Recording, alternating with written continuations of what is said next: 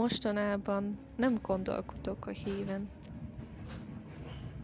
Nem tudom, mikor alakult ki ez bennem. Talán ezért viselkedünk NPC-ként.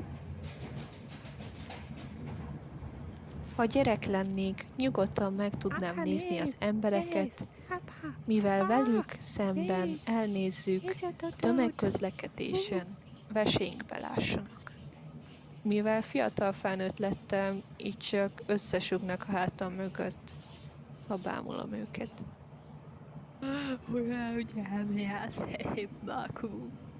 Ez most komoly! Megint itt van a pomázi főzelékes a párnájával. Nem hiszem el.